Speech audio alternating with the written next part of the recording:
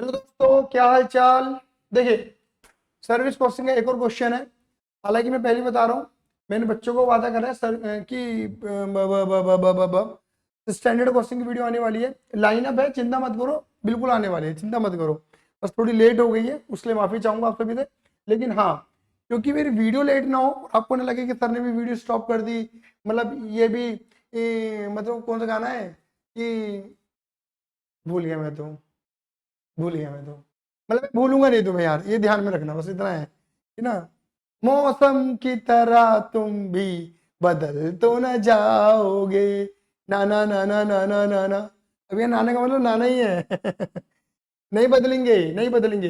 देखिए, service costing के अंदर एक्चुअली क्या है, बहुत सारे क्वेश्चंस हैं आपके स्टडी मॉड्यूल में। और मैं सच बता रहा हूँ, अगर आप स्टडी मॉड्यूल के क्वेश्चंस को भी कर लोगे ना, तो बहुत कुछ आपका स्टडी मॉड्यूल से ही बहुत कुछ कवर हो जाएगा। उसके जैसे सिमिलर क्वेश्चन ही आपको अपने पास्ट में, अपने पीवाईक्यू में, सजेस्टेड क्वेश्चन पेपर्स में, मॉक टेस्ट में, आरटीपी में देखने को मिलेंगे। बात करोगे तो first solve your study module, पहले उसको सॉल्व करो। क्योंकि इन्होंने अलग अलग इंडस्ट्री के एक एक क्वेश्चन छापे हुए, ट्रांसपोर्ट का इन्होंने 4-5 छापे हुए थे, और बाकी एजुकेशन इंडस्ट्री का, ट्रांसपोर्ट का, आईटी का, इंश्योरेंस का, है ना, होटल्स का, हॉस्पिटल्स का, सबके एक एक क्वेश्चन छापे हुए हैं। तो अच्छे खासे नंबर क्वेश्चन था। सोचो मैं 11वें क्वेश्चन की बात कर रहा हूँ इस वक्त, और ये 11वां क्वेश्चन जो है वो स्कूल्स एजुकेशन इंस्टीट्यूट का एक क्वेश्चन आपके आगे छापा हुआ है। तो एक्चुअली क्या है, जैसे कि आप कनेक्टेड है मुझसे, और बहुत अच्छा लगता है कि जब मुझे बच्चे क्वेरी करते हैं और कहते हैं कि सर आप ये वाला क्वेश्चन करा दोगे ना प्लीज, तो बड़ा अच्छा लगता है। तो मन करता है कि वीडियो बनाई जाए तुम्हारे लिए। क्योंकि मैं चाह रहा था कि इतने सारे क्वेश्चन को अगर मैं ऐसे धीरे धीरे शुरू करूंगा तो एक महीना तो सर्विस कॉस्टिंग में खिंच जाएगा। और मैंने क्या बोला बेटा जी, कि मैं मेन कंटेंट, मेन कॉन्सेप्ट आपको दे दूं, जिससे आप क्या कर सकें, अपने कॉन्सेप्ट को अच्छा कर सके, बेटर कर सके, और अपने मार्क्स को अच्छा स्कोर करवा सके। क्लियर ही नहीं है, 90+ के स्कोर को आप टारगेट कर सके। देखो मैं बार बोल रहा हूँ कि एक बात दोबारा बोल रहा हूँ, अगर किसी बच्चे ने स्टडी मॉड्यूल से क्वेश्चन करे हैं, और वो भी सिर्फ कैलकुलेटर और स्टडी मॉड्यूल के सॉल्यूशन लेकर, दोबारा बोल रहा हूँ, स्टडी मॉड्यूल का सॉल्यूशन लेकर और कैलकुलेटर के सोल्व करे हैं, बेटा बेकार है, क्वेश्चन में नंबर नहीं आने वाले। मैं बार बोल रहा हूँ, क्वेश्चन में नंबर नहीं आने वाले। अगर आप स्टडी मॉड्यूल के सॉल्यूशन को देखकर, उसके क्वेश्चन को देखकर और कैलकुलेटर को लेकर सोल्व कर रहे हो, तो याद रखना हमेशा, क्वेश्चन पकड़ो स्टडी मॉड्यूल से, आंसर को फॉलो कर सकते हो स्टडी मॉड्यूल से, लेकिन अपने हाथों से करो, लिखो। जब तक नहीं लिखोगे ना मेरे बेटा, ध्यान में नहीं रहेगा। मैं बोल रहा हूँ बेटा, ये आपके साथ नहीं, हम टीचर्स के साथ भी ऐसा ही है। आप समझिए, अगर मैं आपको ऊपर ऊपरी पढ़ाऊंगा ना, तो मुझे आप ना समझ पाओगे ना मैं अच्छे से समझा पाऊंगा। लेकिन जब एक टीचर भी करता है ना, तो वो भी तो सीखता है। तो जो हम सीख रहे हैं वही तो मैं कह रहा हूँ करने के लिए आप सभी को, कि वही काम तुम भी करो। गारंटी बोल रहा हूँ मेरे बेटा, करके देखो, करके देखो। Learn with doing, learn with doing. हमारा तो नाम भी, संस्था का नाम भी लर्नोविट है। और लर्न विद डूइंग, लर्नोविट का मतलब vitamin of learning, vitamin of learning, learn with doing, करके सीखो। ठीक है ना, करके सीखो। चलिए आगे बढ़ते हैं, तो ज्यादा वेट नहीं करते हैं। मैं बार बार देखो एक चीज को लेकर मोटिवेट करते रहता हूँ, don't underestimate study module, ICI, उसको चैलेंज मत करो, वो फाड़ देगा तुम्हारी। बात क्लियर हो गई नहीं हो गई, उसको चैलेंज मत करो। तो आईसीआई जो कह रहा है वही करो। बात क्लियर हो गई नहीं हो गई। चलिए, यहां लिखा है AD higher secondary school AHSS। आहा, मेरी कोचिंग का नाम है AVSS। बात क्लियर हो गई नहीं हो गई, AVSS। ठीक है ना। AD higher secondary school offer courses for 11th and 12th standard in 3 stream. मतलब ये 11th 12th के बच्चों को पढ़ाते हैं, और तीनों स्ट्रीम पढ़ाते हैं उसकी, आर्ट, कॉमर्स और साइंस। ये स्कूल है। ये school run higher secondary classes, higher secondary classes तो पढ़ा ही रहे हैं, 11th 12th तो पढ़ा ही रहे हैं, अलॉन्ग विद, और क्या पढ़ा रहे हैं, प्राइमरी मतलब छोटे वाले बच्चों को भी पढ़ा रहे हैं, और ये सेकेंडरी क्लासेस को भी पढ़ा रहे हैं। सेकेंडरी को भी 9th 10th आ जाती है तुम्हारी। बात क्लियर हो गई। तो यानी कि इनके 3 सेगमेंट हो गए, यहाँ क्लियर होता है। यानी कि इनके कितने सेगमेंट हो गए मेरे बच्चों, 3 सेगमेंट हो गए, 3 सेगमेंट। एक तो इनका सेगमेंट हो गया कौन सा, प्राइमरी का, एक हो गया सेकेंडरी का, और एक हो गया इनका हायर सेकेंडरी का। बात क्लियर हो गई नहीं होगी, 3 सेगमेंट है, 3 सेगमेंट के बच्चे आ रहे हैं इनके पास। फिर हायर सेकेंडरी के अंदर भी क्या मामला टूट रहा है, मामला टूट रहा है किसमें, आर्ट, कॉमर्स और साइंस में, 11th 12th 11th 12th 11th 12th। बात क्लियर हो गई, क्लास है ना। फिर लिखा है but for the accounting purpose it treat higher secondary as a separate responsibility centre. कहते हैं कि जब अकाउंटिंग की जाती है ना, तो ये क्या करते हैं, हायर सेकेंडरी को बिल्कुल अलग मानते हैं। तो यहाँ पे जो आगे चर्चा जो हमारी होगी, जो गहन विषय हमारा बनेगा, वो हायर सेकेंडरी वाला बनेगा। ये पढ़ के समझ में आ रहा है। The managing committee of the school want to revise its fees structure for higher secondary student. कह रहे हैं कि भैया हायर सेकेंडरी, मैंने बोला हायर सेकेंडरी की बात करेंगे, हायर सेकेंडरी के बच्चों के लिए वो फीस स्ट्रक्चर को बदलना चाहते हैं, रिवाइज करना चाहते हैं। The accountant of the school has provided the following details for the year. कह रहे हैं कि भैया जो अकाउंटेंट ऑफ द स्कूल है उन्हें क्या डिटेल दी है, कुछ ये डिटेल दी है। अगर आप देखोगे यहाँ पे लिखा है, देखो मैं थोड़ी सी रूपरेखा बेस बनाता हुआ चलूंगा तुम्हारा। टीचर की सैलरी दे रखी है, अच्छा 25 टीचर है, एक टीचर को 35,000 रुपये मिलता है, मतलब एक तरीके से इन्होंने अलग अलग सैलरी ना देके फ्लैट सैलरी दे दी। भैया 25 टीचर है, चाहे वो प्राइमरी का हो, सेकेंडरी का हो, हायर सेकेंडरी का हो, कॉमर्स पढ़ाए, आर्ट पढ़ाए, साइंस पढ़ाए, 35,000 महीना देंगे, 25 टीचर है, एक महीने के मतलब और 12 महीने के अकॉर्डिंग टोटल 25 टीचर 35,000, 12 महीने के अकॉर्डिंग नो हो कितना हो गया बेटा जी, ओ 1,05,00,000 रुपए देते हैं हम, ठीक है जी। फिर प्रिंसिपल को सैलरी, प्रिंसिपल तो पूरे स्कूल का एक ही होता है, तो पूरा ही 12 महीने का दे रखा 14,40,000 प्रिंसिपल खींच लेता है, ठीक है ना। अब तुम दिमाग लगाना, ये टीचर की सैलरी है, ये खर्चे हमें दे रखे हैं, ये पूरा कंबाइंड खर्चा है, ठीक है ना, पूरे स्कूल का बता दिया मैं, पूरे स्कूल का। तो तुम्हें पता क्या करना पड़ेगा, तुम्हें ओवरहेड कॉस्टिंग वाला ड्रामा करना पड़ेगा यहाँ पर।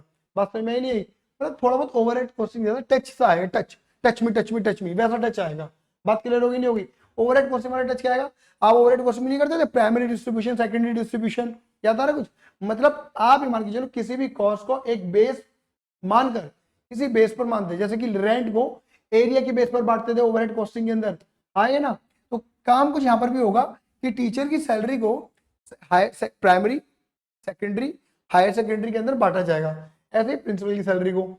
लैब अटेंडेंट, कितने लैब अटेंडेंट, 2 लैब अटेंडेंट है, 15,000 की सैलरी मिलती है 12 महीने के अकॉर्डिंग, 3,60,000 रुपए। Salary to library staff, lab attendant की सैलरी और library staff 1,44,000। Salary to peon, peon के 4 प्योन की जो सैलरी है, ठीक है ना, प्योन की, ठीक है ना, प्योन की जो सैलरी है वो 4 प्योन है, 10,000 रुपये अकॉर्डिंग, 12 महीने के अकॉर्डिंग कितना बैठ गया, 480 की। सैलरी टू अदर स्टाफ दे दिया आपको, प्योन की बता दी, अदर स्टाफ की दे दी, एग्जामिनेशन एक्सपेंडिचर बता दिया, ऑफिस एंड एडमिनिस्ट्रेशन कॉस्ट बता दी, एनुअल डे एक्सपेंस बता दिए, स्पोर्ट्स एक्सपेंस बता दिए, पूरे स्कूल के साल भर के बता दिए उन्होंने, क्लियर ही नहीं है, ये पूरे स्कूल का एनुअल डिटेल आपको दे रखी है। अब आपको क्या दे रही है, अदर इन्फॉर्मेशन। अदर इन्फॉर्मेशन में देखो इन्होंने क्या दे दिया आप सभी को, जरा ध्यान से पढ़ना। अदर इन्फॉर्मेशन में इन्होंने आपको दे दिया एक तरीके से क्लास 11-12, ये कौन सा सेक्शन हो गया आपका, हायर सेकेंडरी वाला, ये हायर सेकेंडरी। हायर सेकेंडरी में क्या लिख देते हैं, काम करते हैं,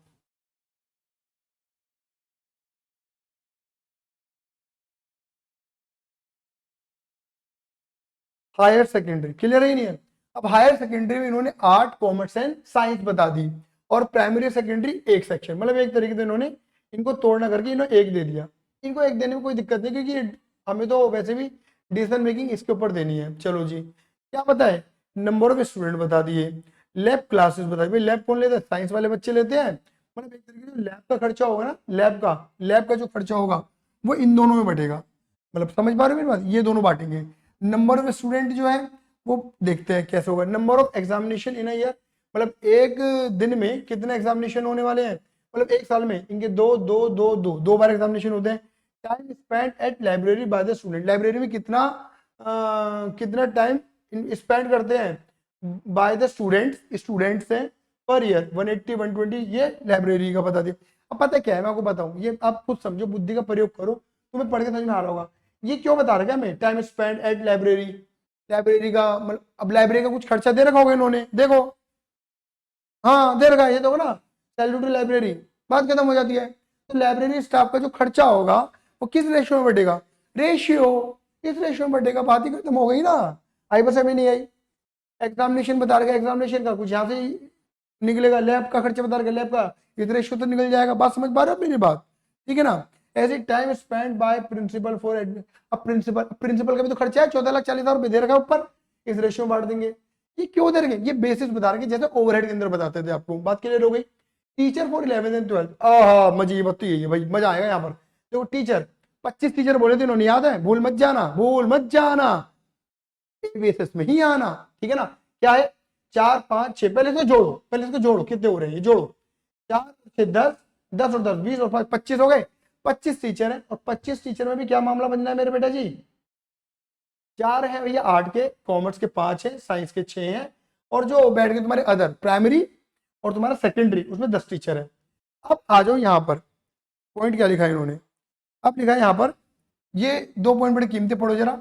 one teacher who teaches economics, मतलब एक टीचर है जो पढ़ाता है, इकोनॉमिक्स पढ़ाता है, कहाँ किसको, आर्ट वालों को, आर्ट वाले बच्चों को पढ़ाता है। ऑल्सो टीच, वही टीचर कॉमर्स वालों को भी पढ़ा देता है इकोनॉमिक्स, भाई आर्ट वाले भी पढ़ते हैं और कॉमर्स वाले भी पढ़ते हैं, तो वही जो आर्ट के लिए पॉइंट हुआ था ना, वही बंदा कॉमर्स के लिए पॉइंट हो गया, समझ गए। तो यानी कि उस पर्टिकुलर टीचर की कॉस्ट, उस पर्टिकुलर टीचर की कॉस्ट बांटी जाएगी बिटवीन आर्ट एंड कॉमर्स।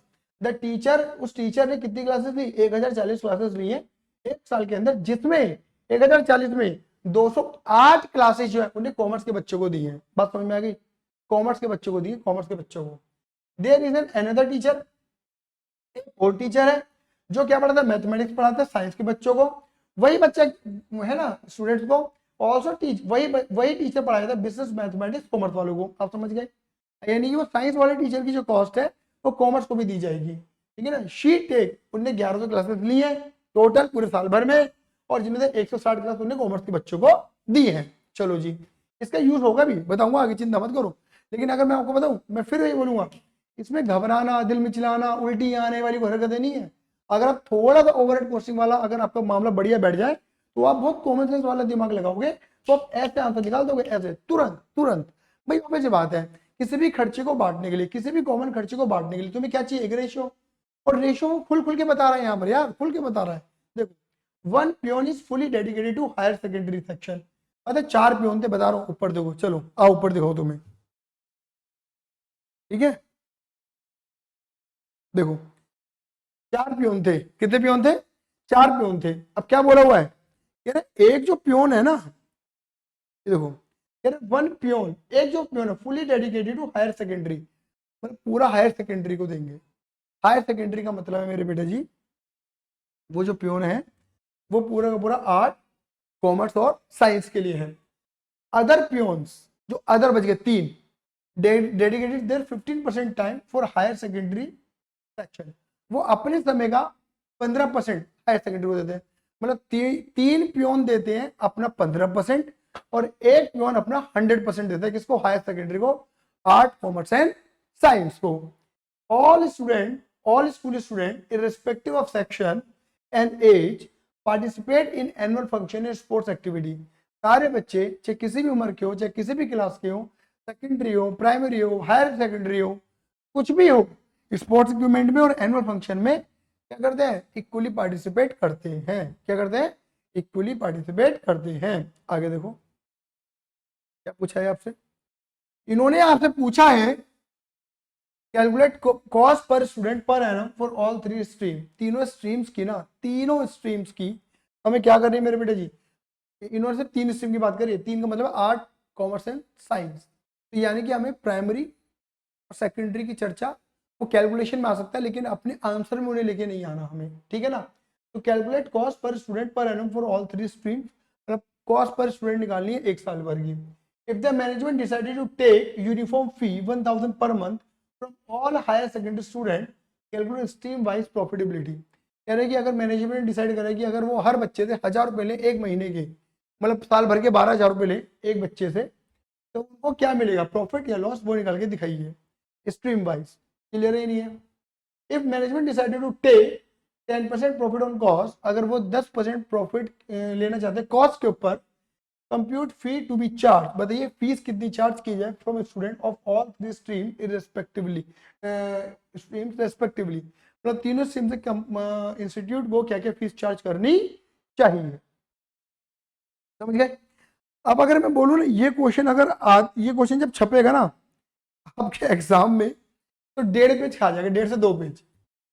और जब ये ऐसे क्वेश्चन आते हैं ना, घबराहट पैदा होती है हमें, 1.5 से 2 पेज का क्वेश्चन आ गया, क्या करें। अब पता क्या है, बात 1.5-2 पेज की नहीं है, बात ये है क्या हमने क्वेश्चन किया, बात ये है क्या क्वेश्चन किया हमने, ये सबसे बड़ी बात आ जाती है। अगर आपने क्वेश्चन कर कर गए हुआ, सही बता रहा हूँ, अगर आप क्वेश्चन एक बार भी अगर आप करके गए हो ना, मैं कह रहा हूँ बेटा लपेट दोगे, उधेड़ दोगे, सही बता के चल रहा हूँ, सच बता रहा हूँ, लपेट दोगे, उधेड़ दोगे, बेहतरीन नंबर आएंगे। मैं बार बोल रहा हूँ, बहुत ज्यादा इंपॉर्टेंट है आपका स्टडी मेट। चले, क्लियर है? चलिए शुरू करते हैं क्वेश्चन को फटाफट से। देखिए इनकी पहली रिक्वायरमेंट क्या है, इनकी पहली रिक्वायरमेंट हमसे कि calculate cost per student per annum निकाल के दिखा दीजिए। क्लियर ही नहीं है? यहाँ पे हम लिखेंगे इनकी पहली रिक्वायरमेंट नंबर ए, और ये है बेटा हमारी, यहाँ पे लिख देता हूँ इलस्ट्रेशन 11 ICAI मॉड्यूल।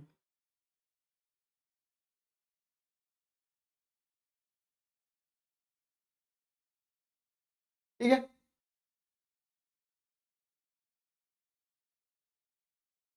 ए क्या लिखा है?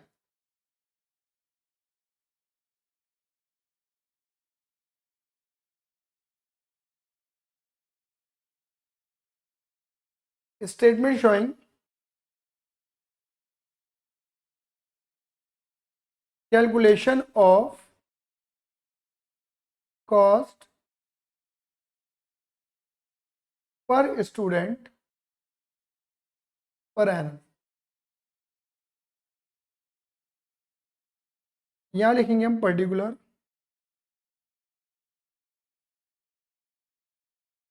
यहाँ लिखेंगे हम art, commerce and science and total.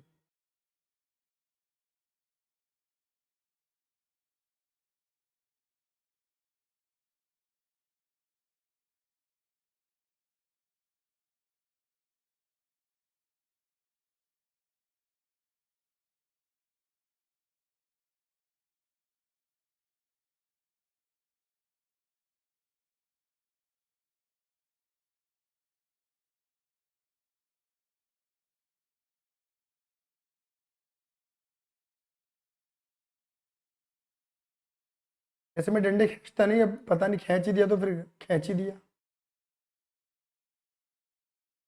Time waste हो रहा है, कोई बात नहीं, अब थोड़ा सा स्किप करके आगे बढ़ जाना।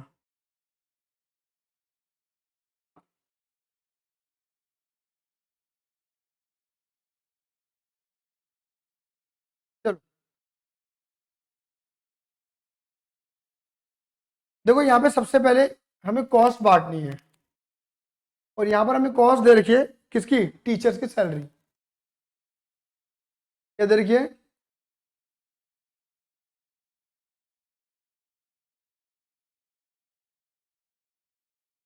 टीचर्स की सैलरी, वो बांटनी है हमें। अब जो टीचर है उसके रिगार्डिंग हमें इंफॉर्मेशन दे रखी है ये, भैया आर्ट कॉमर्स साइंस में नंबर ऑफ टीचर कितने हैं? यहाँ देखिए नंबर 4 5 6, और टोटल वहां पर है 10। हमें उनसे मतलब नहीं है फिलहाल। क्लियर है?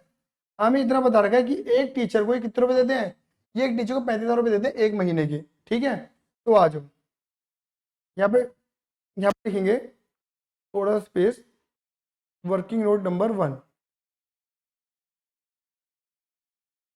Calculation of teachers salary stream wise.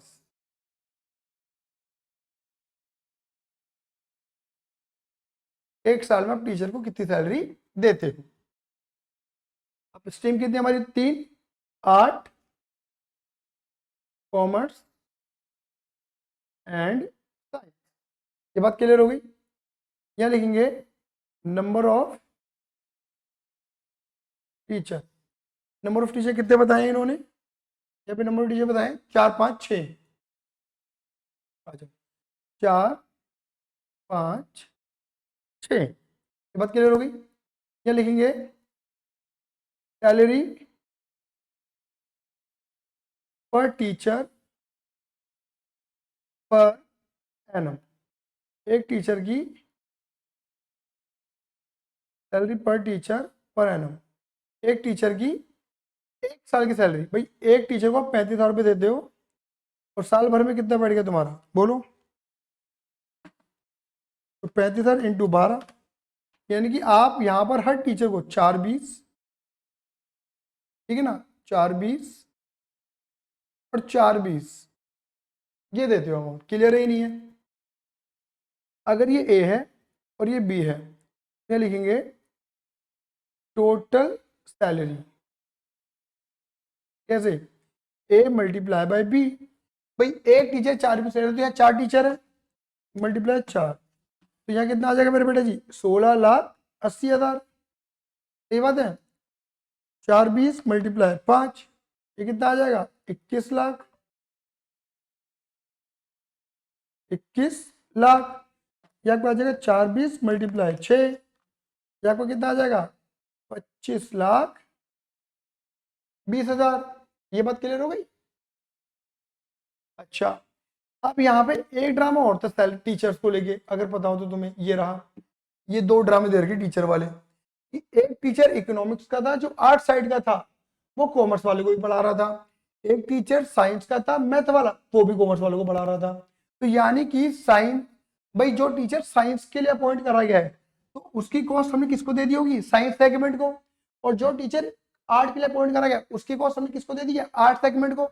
लेकिन अगर हम बुद्धि का प्रयोग करें तो हमारी बुद्धि ये काम कहती है कि भैया कि आर्ट में जो कॉस्ट है, उस आर्ट साइड के जो इकोनॉमिक्स की कॉस्ट लगाई जा रही है, उस कॉस्ट का कुछ बेनिफिट किसको जा रहा है? कॉमर्स के बच्चों को जा रहा है। तो वो खर्चा किसको जाना चाहिए? कॉमर्स को जाना चाहिए। आर्ट्स निकलना चाहिए, कॉमर्स में जाना चाहिए। सही बात है नहीं है? ऐसे ही जो साइंस में मैथमेटिक्स के टीचर की कॉस्ट आ रही है, जो साइंस को दी गई है कॉस्ट, उसका कुछ बेनिफिट किसको मिल रहा है? कॉमर्स के बच्चों को मिल रहा है। तो यानी कि उसकी कुछ कॉस्ट कॉमर्स को जानी चाहिए। बोलो हाँ या ना? तो साइंस से निकलनी चाहिए, कॉमर्स में जानी चाहिए। तो आ जाओ, यहाँ पे लिखेंगे working note number 2, economics and mathematics teacher salary reallocation. ये जो आपने ऊपर करा ना, ये तो एलोकेशन थी, अभी क्या कर रहे हो तुम? रीएलोकेशन। बात क्लियर होगी नहीं होगी? अभी रीएलोकेशन क्या है? यहां पे तुम लिखना एक तरफ इकोनॉमिक्स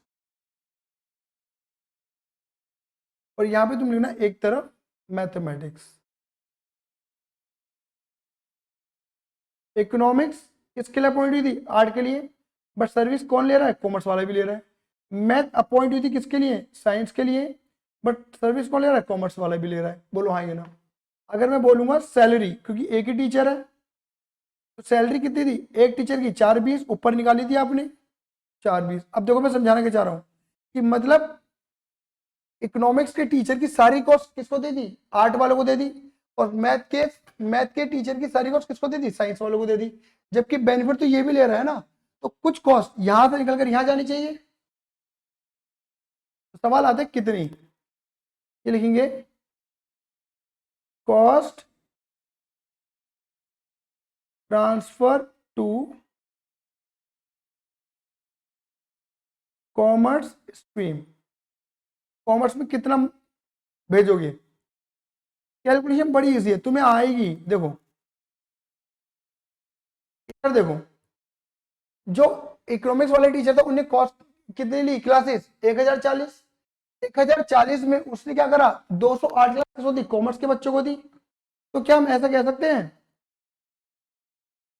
हम ऐसा कह सकते हैं कि इंस्टीट्यूट 4,20,000 की लागत टीचर को 4,20,000 रुपए दे रहा है, इसलिए जिससे वो टीचर से 1040 क्लास करवा सके। बोलो हाँ या ना? मतलब 1040 क्लासेस के लिए हम उस टीचर को 4,20,000 रुपए दे रहे हैं, ठीक है ना? तो यानी कि 208 क्लासेस के लिए कितना देते? प्रोपोर्शन, रेशो पढ़ना आ गया ना? 1040 के लिए इतना दे रहे हैं, तो 208 के लिए कितना देंगे वो निकाल दो। 4 20 डिवाइडेड बाय 1040, एक क्लास का आ गया, मल्टीप्लाई 208, ये निकल कर आ गया 83,999.999, मतलब 84,000 रुपीज आ गया। तो 84,000 पता क्या होगा? ये कॉमर्स के बच्चों को दी गई क्लास। तो क्या होगा? यहां से 84 निकलेगा और यहां से 84 ऐड होगा। समझ गए? तो यानी कि हम ऐसा कह सकते हैं, इधर देखो, ठीक है ना, कॉस्ट ट्रांसफर, कॉस्ट ट्रांसफर क्या लिखोगे, 8 से 84 निकलेगा जो हमने निकाला, और कॉमर्स में 84 ऐड होगा। अब क्लियर हो गई। फिर यहां आ जाओ, अब क्या होगा, ऐसे यहां देखो, साइंस के टीचर ने कितनी क्लास दी थी, 1100, और 1100 में से 160 क्लास किसको दी थी, कॉमर्स के बच्चों को। हम क्या बोलेंगे कि साइंस के टीचर थे 1100 क्लासेस के, हम साइंस के टीचर को 1100 क्लासेस में कितना पे कर रहे हैं, 420 पे कर रहे हैं।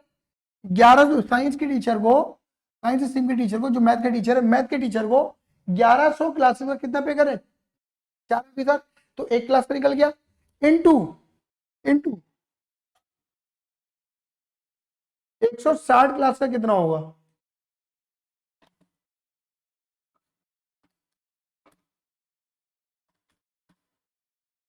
ये आपका आ गया 61091, राउंड ऑफ करके, ये राउंड ऑफ में आएगा बेटा, यहां से हटाएंगे और कॉमर्स वालों को दे देंगे, तो क्या होगा, यहां पर ही वही होगा, from from sorry from art to commerce, यहां लिखेंगे cost transfer from science to commerce, कितना 61091, या प्लस या माइनस 61091।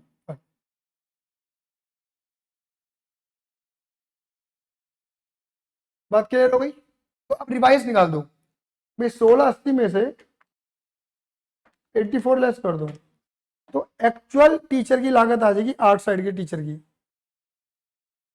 15,96,000। कॉमर्स का निकालो, 21 लाख आ ही रहा था, 21 लाख जमा 84 जमा 610, 61,91 रुपये, कॉमर्स के टीचर का आ जाएगा 22,45,091 रुपये। साइंस के टीचर का देखो 25,20,000 माइनस 61,91 रुपये,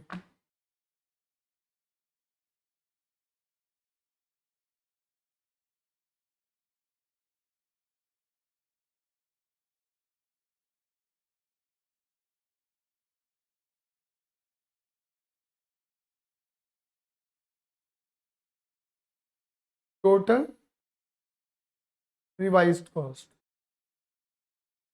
ठीक है, ये आ गई हमारी टोटल रिवाइज्ड कॉस्ट। अब ये उठा के पेल दो ऊपर वाली शीट में, 15,96,000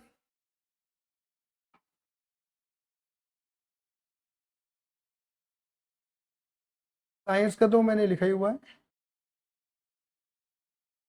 24,98,909 रुपये, और कॉमर्स का निकला है तुम्हारा 22,45,91,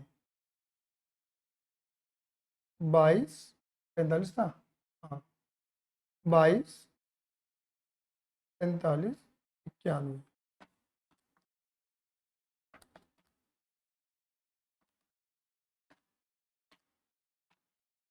63 लाख रुपए। बात क्लियर हो गई, 63 लाख रुपीज टीचर। अब दूसरी ये देखो, अब ये कॉस्ट बांट दिया आपने, तो कुछ नहीं, कॉस्ट बांटने का काम करना है, बढ़ गई, प्रिंसिपल की सैलरी बांटो,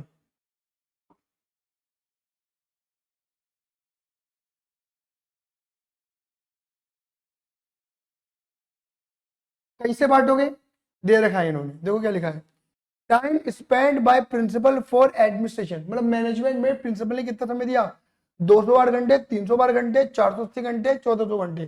कर तो जरा टोटल करिए जरा बच्चे, यहाँ पर करना जरा रफली टोटल, 208, 312, 480, 1400, ये टोटल बैठ गया 2400। बांटना आता है, बांटना आता है ना, क्या करेंगे 208 बटा 2400, 312 बटा 2400, 480 बटा 2400। इस समय मतलब ही नहीं है, क्यों, आर्ट कॉमर्स साइंस 3 की बातें चल रही है, चौथे से मतलब नहीं है, चौथा सिर्फ यूज किया जा रहा है, ये जिससे हमें पूरा पता लग जाए। बात क्लियर हो गई? ठीक है ना।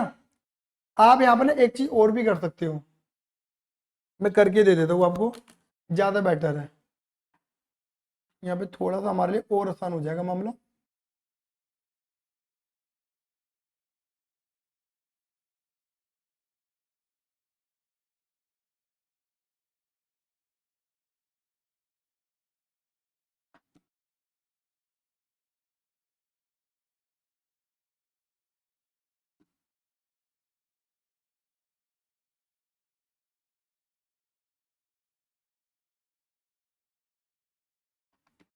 ठीक है, यहाँ पर हम लिख सकते हैं बेसिस ऑफ अपोर्शमेंट।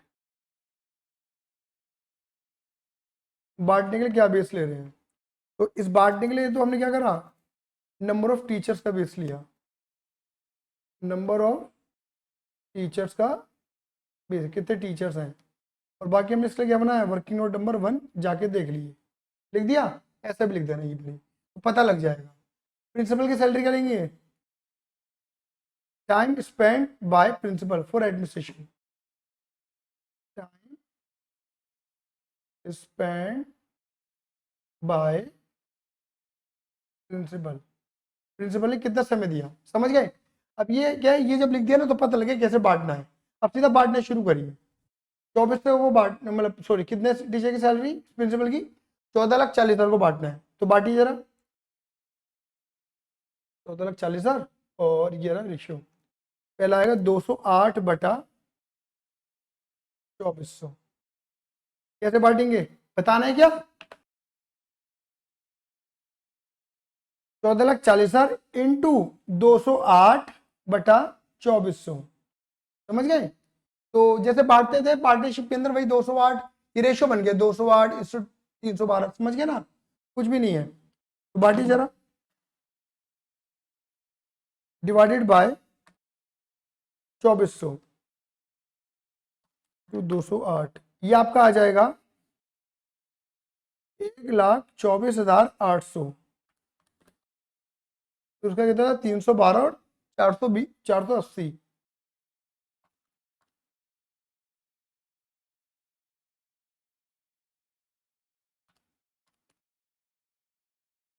1,87,200,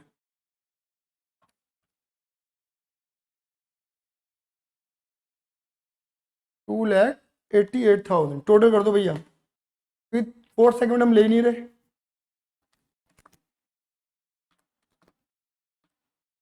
ये आपका आ गया 6 लाख, ठीक है, लीजिए। उसके बाद दूसरी कॉस्ट, तीसरी कॉस्ट कौन सी आती है, लैब अटेंडेंट सैलरी, यहाँ लिखते हैं लैब अटेंडेंट सैलरी। अब देखो लैब अटेंडेंट की जो सैलरी है, 2 अटेंडेंट है, 15,000 है 12 महीने, लेकिन लैब अटेंडेंट का बोला, ये देखो ये रहा लैब क्लासेस। अब लैब की क्लासेस जो है वो आर्ट वाले कॉमर्स वाले लेते ही नहीं है, साइंस वाले लेंगे या प्राइमरी सेकेंडरी वाले बच्चे लेंगे। तो टोटल लैब की क्लासेस कितनी बच लग रही हैं,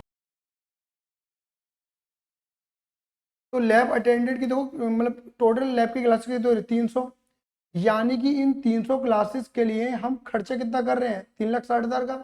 तो क्या करोगे, रेशियो में बांटोगे, इस रेशियो में, मतलब 1 जैसे बांटा था अभी वैसे 144 डिवाइडेड बाय 300, क्लियर है। तो 3,60,000 को बांट दो इसमें, lab classes in a year लिख दो, lab classes in a year, इनको नहीं मिलेगी, इनको नहीं मिलेगी, तो बांटो सीधा 3,60,000 को, कितनी क्लासेस में है साइंस वालों को 144, 300 में से, तो 3,60,000 इंटू 144 डिवाइडेड बाई 300, 300, यानी कि इनका बैठेगा 1,72,800, 1,72,800। बात क्लियर हो गई। उसके बाद आपकी आती है उसके बाद चौथी cost, salary to library staff 144। Salary to library staff है 144 का, उस हम कितने रेशियो बांट देंगे, जो टाइम स्पेंड करा गया स्टूडेंटों के मतलब इनके रेशियो में। अब जरा आप इसका टोटल लगाओ कितना होगा। बेटा इस वीडियो में कट्स बहुत आएंगे, कट इसलिए आएंगे क्योंकि टेक्निकल इशू बहुत आ रहा है, बार बार सही करवाना पड़ेगा, मतलब हमने जो पीसी लगा हुआ है जिससे रिकॉर्डिंग हो रही है। 600 तो बस बांटने का तरीका आपको पता ही है, 180 120 240। क्या खर्चा है आपका 144, बांटो।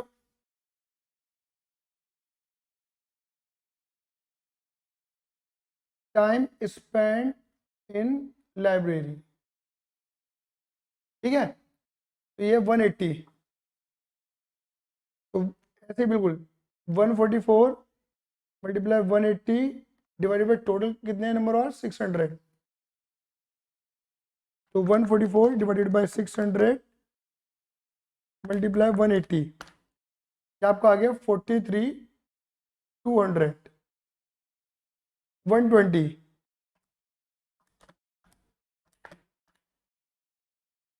28,800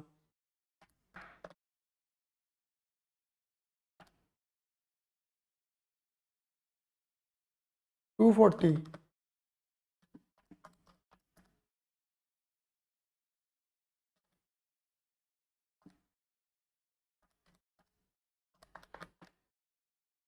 57,600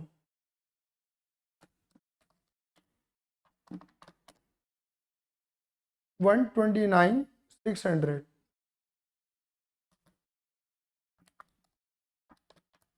ठीक है। अब इसके बाद की कॉस्ट क्या आती है बच्चे, सैलरी टू प्योन, ठीक है।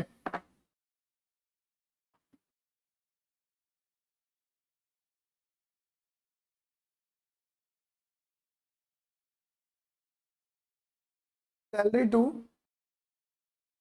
प्योन, ठीक है। तो देखो इसके लिए हम बनाएंगे एक वर्किंग नोट, रेफर कर देना वर्किंग नोट नंबर 3 और oblique number of students, number of students, ठीक है। तो देखो वर्किंग नोट नंबर 3 बनाए थे हम इसके लिए,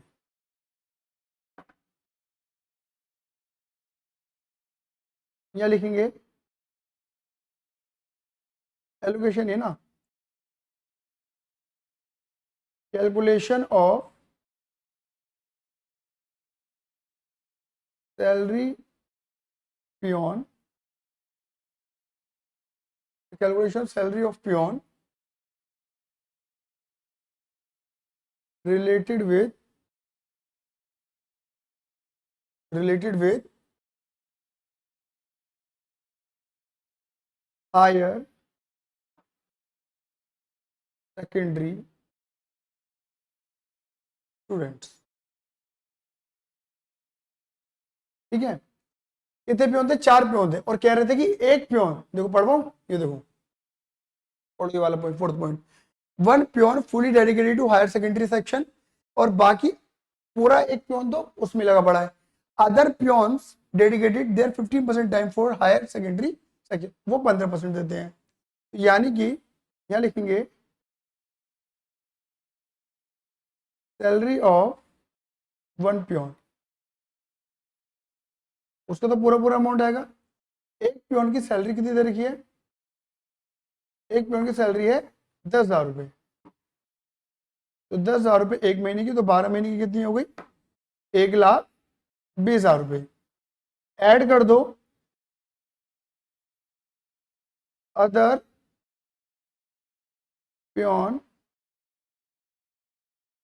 सैलरी पोर्शन, तो बाकी बचे 3 पियोन, और एक पियोन की सैलरी 10, तो 3 पियोन की 30 इंटू 12, और उसके समय का कितना परसेंट, 15% लगा दो जी, 30 इंटू 12 इनका 15%, कितना बढ़ गया 54,000, यानी कि 1,74,000 ये हमारी अमाउंट निकलती है, which is connected with higher secondary section higher secondary student. अभी 174 को हमें बांटना है, एलोकेट करना है। कैसे एलोकेट करेंगे पियोन को? भाई नंबर ऑफ स्टूडेंट की कैटेगरी में, और नंबर ऑफ स्टूडेंट कितने बैठ रहे हैं जरा से टोटल करो, 120, 360, 180, 840, टोटल बच्चे बैठे 1500। रेशियो बनाना तुम्हें आता है, 120 बटा 1500, 360 बटे 1500, 180 बटे 1500।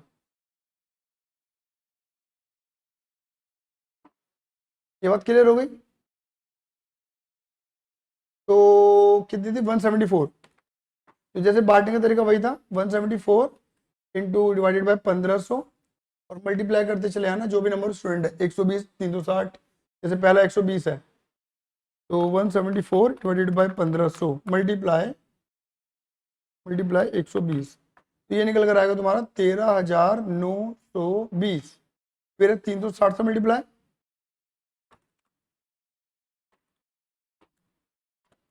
360 से मल्टीप्लाई 41,760।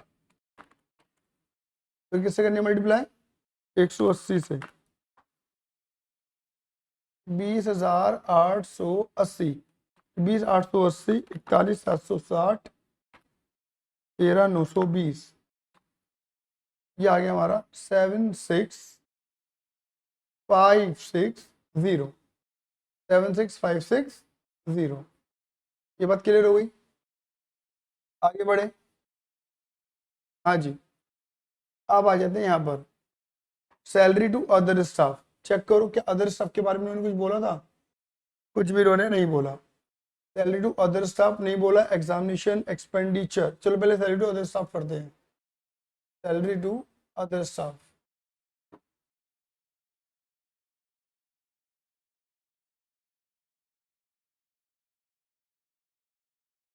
कैसे बांटोगे? Number of students, common base है नंबर ऑफ स्टूडेंट, ठीक है। तो सैलरी टू अदर स्टाफ कितना है तुम्हारा? 480। बांटने का तरीका वही रहेगा जो यहाँ पे था। क्लियर है? कितना है बेटा? 480। तो 4,80,000 डिवाइडेड बाय 1500 मल्टीप्लाई 120, यह हमारा आ गया 38,400 डिवाइडेड बाय 120 मल्टीप्लाई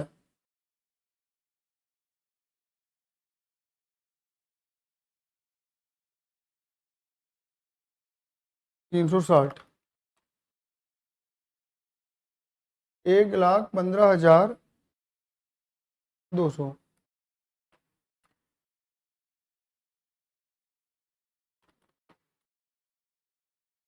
57,600, 57,600, 1,15,200, 38,400, 2,11,200। ये बात क्लियर हो गई? चले आगे। अब आता है एग्जामिनेशन एक्सपेंडिचर।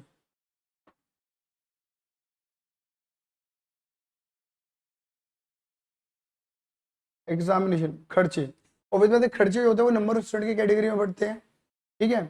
तो देखो यहाँ पे दो बातें हो सकती हैं, मैं आपको वो तरीके बताऊंगा जो एवरग्रीन है। ये नंबर ऑफ एग्जामिनेशन सबके कॉमन है। बात क्लियर हो गई नहीं हो गई? तो देखो यहाँ पर तुम क्या कर सकते हो, number of examination multiply number of student, इनकी मल्टीप्लाई करो, ये बताओ। हालांकि मैं आपको बताऊँ ये नंबर ऑफ एग्जामिनेशन कॉमन है, अगर आप इसको मल्टीप्लाई नहीं भी करोगे तो कोई फर्क नहीं पड़ेगा, आप सीधा नंबर ऑफ स्टूडेंट की कैटेगरी में बांट दो। लेकिन मैंने फिर भी आपको मल्टीप्लाई करने क्यों बता रहा है कि मान लो कि अगर यहाँ पे नंबर ऑफ एग्जामिनेशन बदल जाते हैं, भाई साइंस वाले ज्यादा पढ़ते हैं, इनके 4 एग्जाम लो, इनके 3 लो, इनके 2 लो, उनके 2 लो, तो नंबर ऑफ एग्जामिनेशन चेंज भी हो सकते हैं। अगर नंबर ऑफ एग्जामिनेशन से चेंज हो रहे हैं तो आपको नंबर ऑफ एग्जामिनेशन में मल्टीप्लाई करनी पड़ेगी। यहाँ पर क्योंकि नंबर ऑफ एग्जामिनेशन कॉमन है, दो दो दो दो ही है, तो मल्टीप्लाई करो मत करो कोई फर्क नहीं पड़ने वाला, क्योंकि वो कॉमन वेरिएबल हो जाएगा आपका। बात क्लियर हो गई नहीं हो गई? लेकिन यहाँ पे कॉमन अगर वेरिएबल चेंज हो जाता तो मल्टीप्लाई करनी पड़ेगी, तो मैं आपको वही बता रहा हूँ जो बेस्ट है। बात क्लियर हो गई? मल्टीप्लाई करनी पड़ेगी, तो यानी कि मल्टीप्लाई करो, ये बनेगा तुम्हारा 120 बटा 2 मल्टीप्लाई 2, 240, 360 मल्टीप्लाई 2, 720, 180 मल्टीप्लाई 2, 360 और 840 मल्टीप्लाई 2, 1680। इनको जोड़ दो, वैसे 3,000 बैठेगा बता रहा हूं मैं आपको। 3000। आप ये रेशियो इसका निकालो, रेशियो 120/1500 करो, ये 240/3000 करो, बात वही बैठ रही है। समझ गया ना मेरी बात? क्यों भाई, मैंने तो बोला ना क्यों बैठ रही है वही बात, क्योंकि वेरिएबल कॉमन है ये। ठीक है, कितना है नंबर एग्जामिनेशन एक्सपेंडिचर कितना है? ये आपको 10,80,000। चलो, तो 10,80,000 divided by 10,80,000 divided by 3000 multiply 240, ये बैठ गया हमारा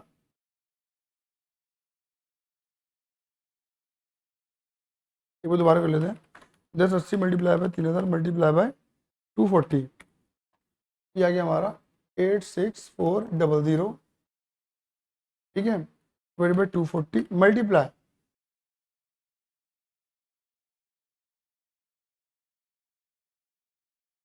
720, 259 200 डिवाइडेड बाय 720 मल्टीप्लाई 360 129 600, टोटल करो।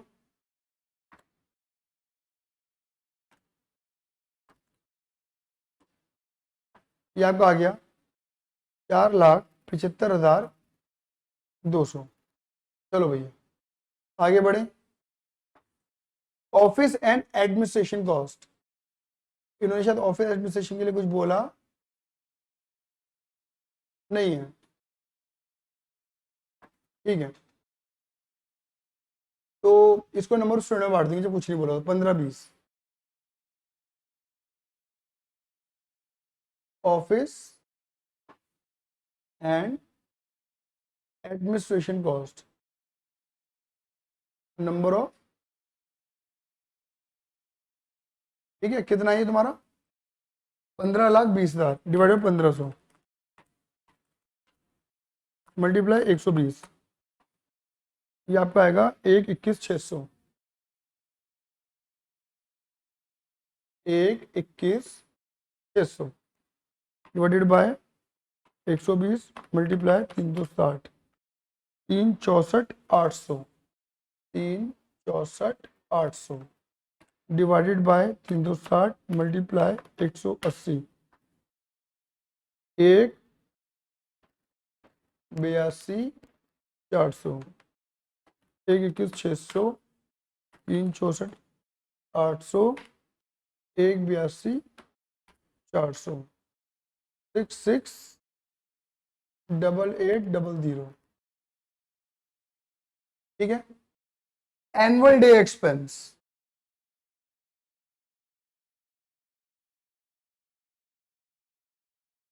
Annual day expense, annual day भी कर लेते हैं। देखो स्पोर्ट्स एक्सपेंस 1,20,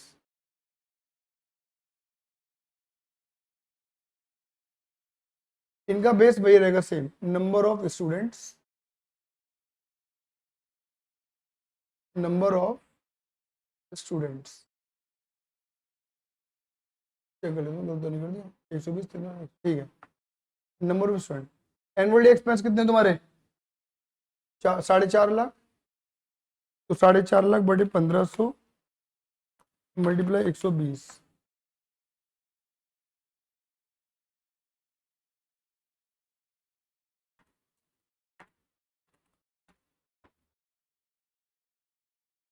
एक लाख 8,000,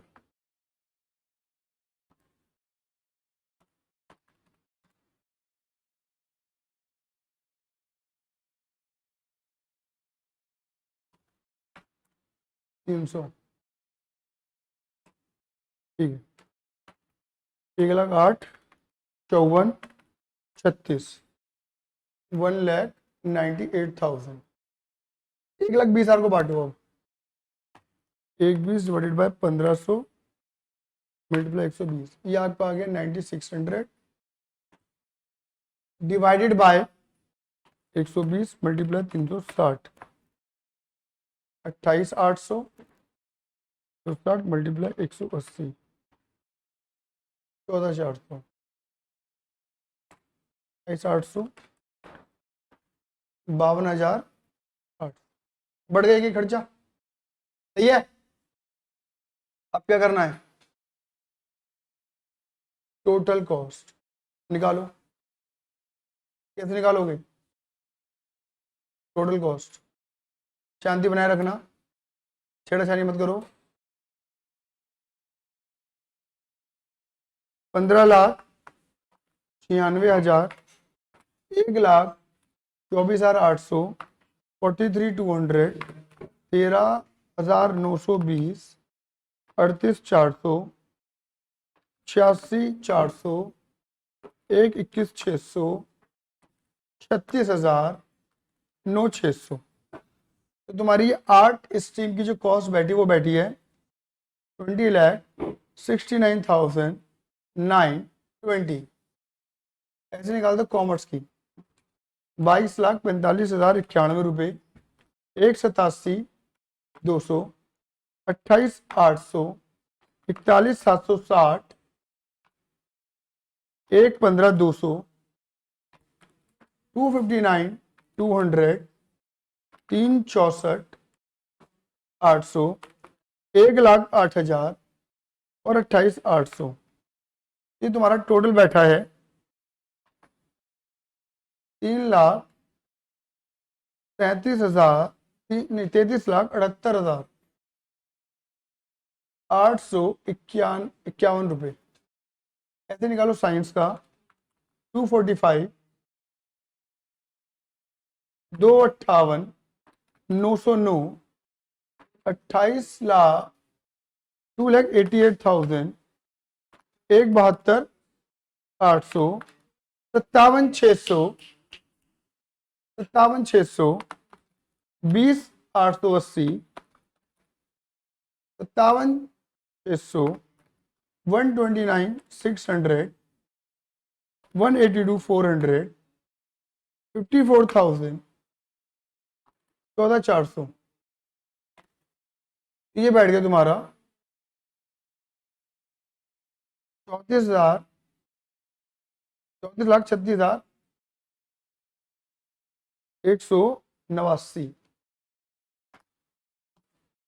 33,78,000 तो 51, 20,69,920। ये टोटल आ रहा है तुम्हारा 88,84,960। मतलब जब इस टाइप के क्वेश्चन आते हैं ना, या कैलकुलेशन मिस्टेक बढ़ने के चांसेस हमारे बढ़ जाते हैं, तो एक बार अगर समय रहे तो रीकैलकुलेट जरूर कर देना। 63,00,000, 6,00,000, 1,72,800, 129,600, 76, 560, 2,11,200, 4,75,200, 6,68,800, 1,98,000। सही। मतलब मैंने ऐसे टोटल करके देखा, फिर वहां से लगाया तो सेम आया मेरे बेटा, तो यानी कि मैंने जो करा ठीक है। अब यहाँ पे क्या लिखूंगा, नंबर ऑफ स्टूडेंट, इसे बोल दो ए, इसे बोल दो बी। यहाँ है 120 स्टूडेंट, यहाँ है 360 स्टूडेंट, और यहाँ है तुम्हारा 180 स्टूडेंट। क्लियर ही नहीं है, क्लियर ही नहीं है, यहाँ पे करने की जरूरत नहीं है। लेकिन अगर पता क्या है, अगर तुम इसको टोटल करके वहां लिख दोगे तो इस वाले कॉलम से तुम्हें एक बच्चे की एवरेज कॉस्ट पता लग जाएगी, अगर तुम एवरेज पे काम करोगे तो। क्लियर ही नहीं है, अगर एवरेज पे काम करना है तो क्या लिखेंगे, cost per student per annum.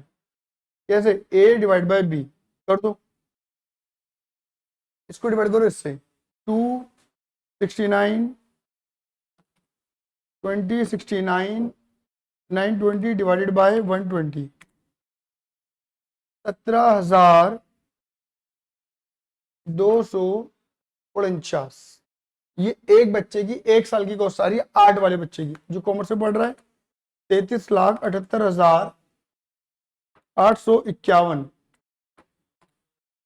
ये आ रही है आपकी 93,000, नहीं नहीं नहीं नहीं 33,78,851 ना, डिवाइडेड बाय 360, ये आपकी आ रही 9,386। राउंड ऑफ कर दिया बेटा मैंने, एक 9,386, ठीक है। एक बच्चे की कॉमर्स साइंस की पूरे साल की कॉस्ट, साइंस की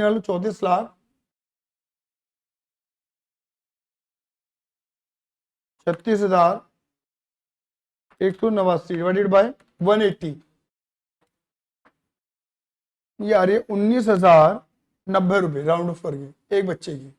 और अगर तुम पता क्या है, यहाँ पर मैं लिख नहीं रहा, लेकिन अगर तुम एवरेज की बात करो, ये बच्चे कितने टोटल जल लगाना, 120 प्लस 360 प्लस 180, ये टोटल है 660 बच्चे।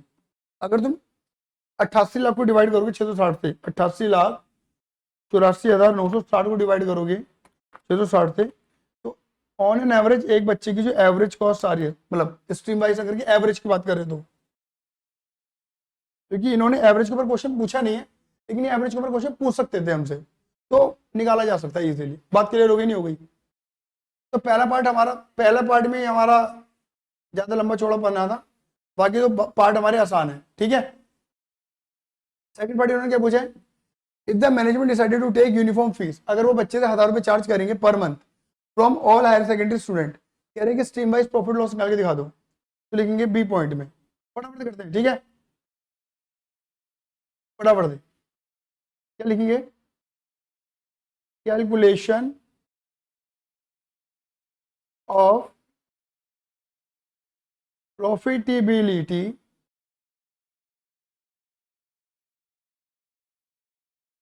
Stream wise.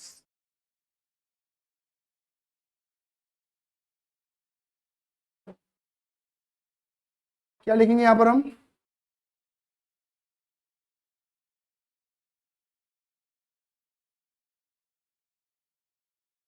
Particular art, commerce and science, art commerce and science, क्या लिखेंगे, फीस चार्ज पर स्टूडेंट फॉर ईयर, एक साल की। भाई एक महीने की तुम 1,000 ले रहे हो, तो कितने लोगे, सबसे 12 चार्ज कर रहे हो, ये रेवेन्यू है। लेस कर दो क्या, cost per student per annum, cost आपने निकाली है ऊपर, कितनी निकाली है, अरे दिखाओ ना, 17,249, 17,249, 9,386, 19,090, एक बार चेक कर लेता हूँ मैं बस, 9,386 है, ठीक है, 19,090, ठीक है, माइनस करो जी, माइनस माइनस माइनस, तो अगर तुम देखो, अगर पॉजिटिव आया तो प्रॉफिट है, और नेगेटिव में निकला तो वो क्या है, लॉस है। और तुम्हें दिख रहा होगा ना, खर्चा इतना, रेवेन्यू 12,000, तो लॉस दिख रहा होगा तुम्हें, 17,249 माइनस 12, तो 5,249 पर स्टूडेंट लॉस हो रहा है हमारा। यहां पर हमें प्रॉफिट है कॉमर्स वालों से 2,614 रुपए का प्रॉफिट, क्लियर है, और वहां लॉस है 19,090 की लागत और 12,000 का रेवेन्यू, यानी कि इतना लॉस आ रहा है हमें, ठीक है, ठीक है। अब लगा लो, यहाँ लिखते हैं नंबर ऑफ स्टूडेंट, यहाँ 120 बच्चा है, या 360 बच्चा है, या 180, एक बच्चे पे तो लॉस, तो एक total loss, total profit oblique bracket में लॉस स्ट्रीम वाइज, कैसे, मल्टीप्लाई कर दो, मेरे कैलकुलेटर में पहले ये लिखा हुआ था, तो मैं ये लिख देता हूँ पहले यहाँ का, 12,76,200 का लॉस टोटल, 26,14 इंटू 360, 9,41,040 का लॉस, 5249 मल्टीप्लाई 120, 29,06,29,830। इन्होंने स्ट्रीम वाइज पूछा ना, तो हमारा आंसर इतना परफेक्ट है। अगर ये कहते कि टोटल निकालो, तो मैं यहाँ पे कॉलम बनाया था टोटल का भी, मुझे टोटल भी दिख जाता। मतलब अगर मैं टोटल करना चाहूँ तो क्या होगा, इस अगर खाली हायर सेकेंडरी का प्रॉफिट निकालना था तो लॉस ज्यादा है, तो लॉस ऐड कर दो, प्रॉफिट लेस कर दो, तो पता लग जाएगा हायर सेकेंडरी सेक्शन से कितना प्रॉफिट या लॉस हो रहा है। तो ये हो गया हमारा B part complete. Now comes to C part. C part में क्या लिखा है, if the management decided to take 10% profit on cost of profit, compute fee to be charge from the student of all 3 stream respectively. हम कितनी fees charge करें बच्चों से, क्या लिखेंगे, कैलकुलेशन सौम्या बोल कर जरा ना, मंदा बोलेंगे, डिस्टर्बेंस आ रही है। कैलकुलेशन ऑफ, बहुत स्पीड से जा मेरे बेटा, पैरों में मेहंदी है। Calculation of fees charge stream wise.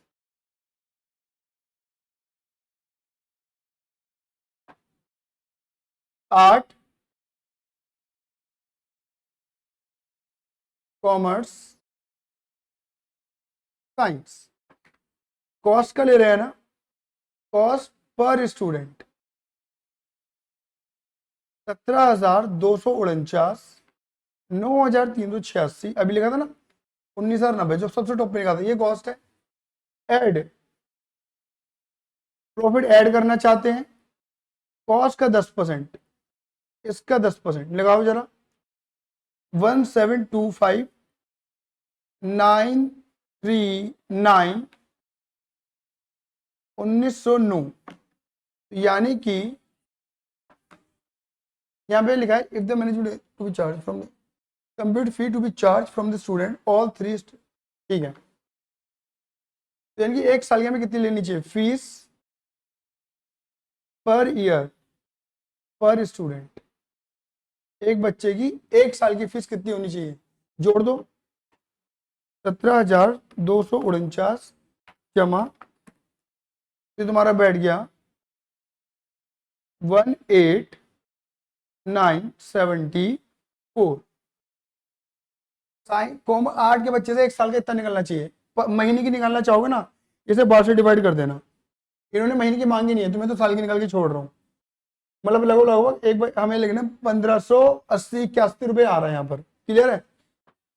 ऐसे 9386, ये बैठेगा तुम्हारा 10,325 रुपये। ये कॉमर्स के बच्चे से लेनी चाहिए, एक महीने की निकालोगे तो 12 से डिवाइड कर दो, लगभग 860 रुपये। 19,090 जमा 1909, तो लगभग 20,999, मतलब 21,000 रुपये मान लो। मतलब एक बच्चे से लगभग 1750 यहाँ से लेनी चाहिए। अगर एक महीने की मांगे तो 12 से डिवाइड कर देना, क्लियर है। एक इन्होंने कुछ ज्यादा बोला ही नहीं है, तो मैं एक साल की निकाल के छोड़ रहा हूँ, क्लियर है। तो मेरे बेटे कंप्लीट पूरा क्वेश्चन था। अब जब ये कंप्लीट क्वेश्चन हमारे सीए इंटर लेवल में फंसते हैं, तो ये 1.5-2 पेज का क्वेश्चन लगता है हमें। देखो दिख भी रहा होगा तुम्हें, तुम्हारी किताबों में लिखा हुआ है, देखो पूरा 1.5 पन्ना खाया हुआ इस क्वेश्चन है, पूरा 1.5 पन्ना, 2 ही मान के चलो, बल्कि क्योंकि थोड़ा फोन साइज और बड़ा कर देंगे तो मामला गड़। अब इतने बड़े क्वेश्चनों को पढ़ने से ना घबराते हैं, दिल घबराता है, जी मिचलाता है। बट अगर तुम्हें आता है तो तुम कर दोगे, और नहीं आता तो नहीं कर पाओगे, ये सीधा कट टू कट बात है। तो मैंने क्या बोला, अगेन जो मॉड्यूल ने आपको दे दिया, जो आईसीआई ने आपको दे दिया, उसको अंडरस्टैंड बिल्कुल भी मत करो, उसको चैलेंज मत करो, क्लियर है नहीं है, बात क्लियर हो गई। और जो बोल रहा हूँ वैसे करते रहो। सीए फाउंडेशन तो छोड़ो, सीए इंटर भी फाड़ दोगे तुम, बात क्लियर होगी नहीं होगी, सीए फाइनल तक फाड़ कर होगी। चलिए आज के धन्यवाद, सी यू, लव यू, जय हिंद, जय भारत।